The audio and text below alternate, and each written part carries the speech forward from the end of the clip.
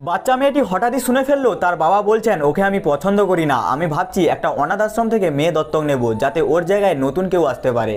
এই কথা শুনে মেয়েটি ভেতর থেকে ভেঙে পড়লো। এক মুহূর্তে সবকিছু বদলে গেল তার কাছে। চোখের জল সামলাতে না পেরে সে তৎক্ষণাৎ বাড়ি থেকে বেরিয়ে গেল। রাস্তায় দাঁড়িয়ে কাঁপা গলায় ফোন করলো নানিকে, নানি আমি আর এখানে থাকতে চাই না, বাবা আমাকে মন থেকে চান না। নানি এটা শুনে বিচলিত হয়ে পড়লেন। তাড়াহুড়ো করে এসে মেয়েটিকে সঙ্গে নিয়ে গেলেন।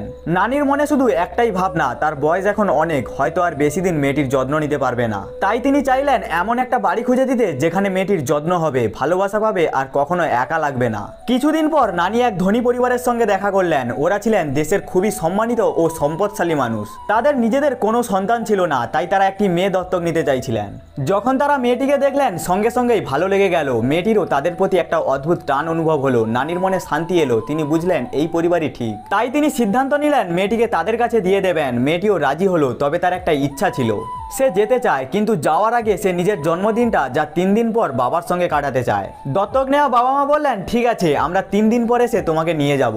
এরপর যখন মেয়েটি আবার নিজের বাড়িতে ফিরলো তখন সে এক অচেনা দৃশ্য দেখলো। বাবা ইতিমধ্যেই আরেকটা মেয়েকে বাড়িতে নিয়ে এসেছেন, ঠিক সেই মেয়েটিকে যাকে অনাথ আশ্রম থেকে আনার কথা বলেছিলেন তিনি। এই দৃশ্য দেখে মেয়েটির হৃদয় আবার ভেঙে গেল।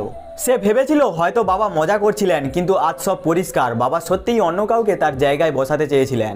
আসলে এর পেছনে ছিল এক গভীর কারণ। মেয়েটির জন্মের দিনেই মারা গিয়েছিলেন তার মা। সেই থেকে বাবা কখনোই তাকে পুরো মন থেকে আপন করে নিতে পারেননি। সবকিছু বুঝে মেয়েটি এবার স্থির করলো সে আর এই বাড়িতে থাকবে না। সে ফোন করলো নতুন বাবা মাকে, আমি প্রস্তুত, আপনারা এসে নিয়ে যান। তারা এসে বললেন যদি তুমি সত্যিই প্রস্তুত হও তবে চলো, এখন থেকে এই বাড়িটাই তোমার হবে।